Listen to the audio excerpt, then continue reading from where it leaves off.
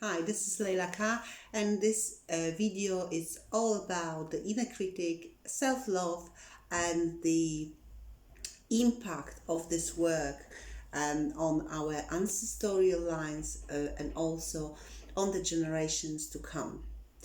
So, as I explained in a previous video, the inner critic is born from our superego, from that concept of the storage of the information which actually comes from the people we've been growing up with in this first three formative years of our lives. They are stored, and then they create injunctions on our ego. So we present ourselves from that place, and very often and project the values, not very often, we project the values, the core wounds and core beliefs, the can and can'ts from that place through our ego. So that through that layer which is supposed to be protecting us, and we project through who we are to the world. Yeah. So when we go through our life for this first 3 years, and there's a lot of butterflies flying out there, when we go through this first 3 years of our lives, and they are and we are surrounded by people with decent beliefs and values, and this is what we get fed with. This young brain is fed with, then we have a very good chance to have nice, fulfilling life, and be creative, be good be manifestors of good things, and have this fulfilling life. Instead, when we come from places, from the families where we experience the trauma, this can be quite different, because this our core values and our core wounds will be deep. Our core values will be totally different, and the can and can'ts will be also totally different, and then be more of the messaging of unworthiness, pain,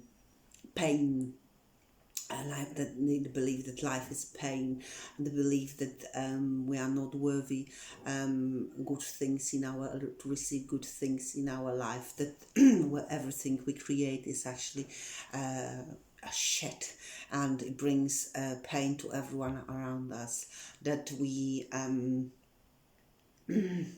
just not worthy to be here. And it's a really sad state of affair, because frankly, I believe that most of the society of us who live on this planet had some sort of trauma in this first three formative years, whether it is physical, mental, sexual, or emotional trauma, and through that we form our core beliefs, our belief system, and we form the way we approach life. And when that injunction of the superego is created, that's where the inner critic is born. That's where all these messages of unworthiness, not good, being good enough, life is pain, I'm not going to achieve anything, I'm going to start, and I'm not going to achieve my dreams, I'm not going to meet people where they want to be met. That comes from that super ego programming. And in order to shift that, we've got to be able to start observing what those messages are, and from that point start tapping into our true values. It's like, is this true? And even if it's true and you want to change it, remember that it's only true because in the past, in this really early stage of your development, someone told you that that's what you are, that you are a liar, that you are a spoiled apple, that you're not going to achieve anything. This, and you're not doing it, you are a liar, you're not achieving things, you're attracting situations which are just proving those messages. So remember that, because if you have a feeling, if you have a knowing that you are not that person, even if you have gone through your life and your experience of life is just not being the one you want for yourself, that just means that this programming is so strong that you keep projecting it because you believe it, because there's nothing else in there. So you keep projecting it to the world, and the world reflects it back to you. So it's almost like you're proving, not yourself, but you're proving that programming, that is right, And in order to shift that, we've got to start observing these messages and give ourselves that space of 5 seconds to act on our thoughts. Yeah.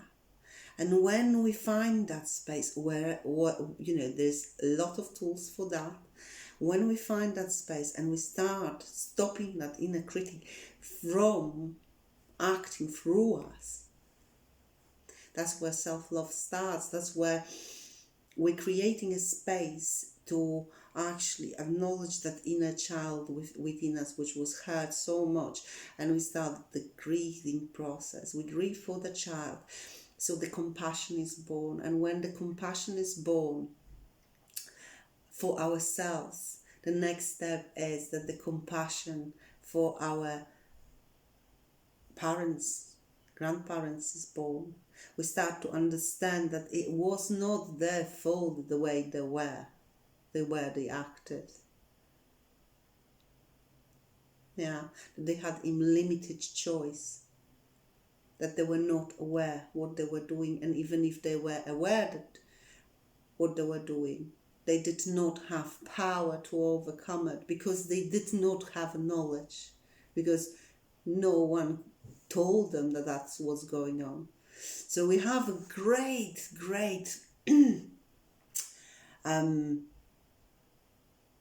advantage these days, that we have so much information to help us with the self-growth, to change the way we exist in this world. And because of that work, of course, because of that compassion, because that that ability and the knowledge, we have to forgive.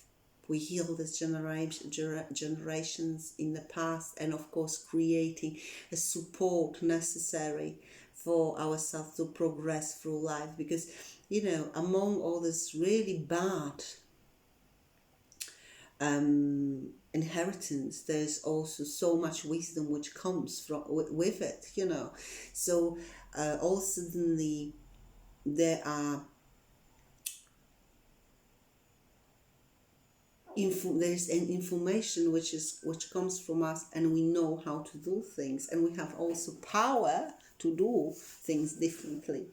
And of course, the beauty of it is that when we do the work, we actually creating different generation altogether, because the information which we are able to pass to our children and the kids which are in our area of influence is totally different, and is more aligned with that self-love, is more aligned with the tools to make the life better, make this planet better place, make life better, make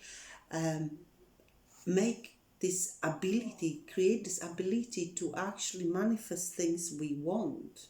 Yeah, Because that's another, you know, another big thing. Because as we are aware of the program which runs unconsciously, and as we start stopping this program, grounded in the knowing that we know who we are truly, yeah, underneath of all this drama, we start manifesting, and we start manifesting so much better things for ourselves. Yeah, because we know that we are worthy.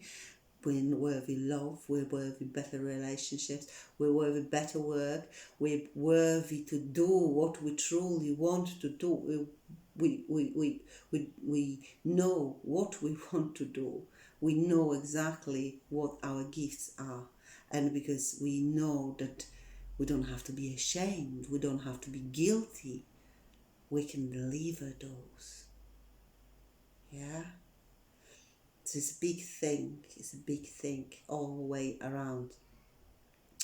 Anyway, so that's the message for today. I hope you enjoyed it. I hope I touched something in your field which will sparkle the healing. And you know, if you're struggling with approaching your inner critic, or dealing with it, or you're struggling with the self-love aspect, give me a shout. I have a range of tools which I can share with you, and coach you through this process, and where to find me as well. Facebook Layla Carr, or www allisisgood.com, www.laylacarr.com. That's my website. So those are the ways to get in touch with me. And I hope you enjoy it. I hope it helps. I hope it brought a sparkle of hope, that things are not that bad, and that your experiences are not because you don't, or there is an explanation for it. So yes, have a lovely afternoon, and I see you soon with another video. Bye.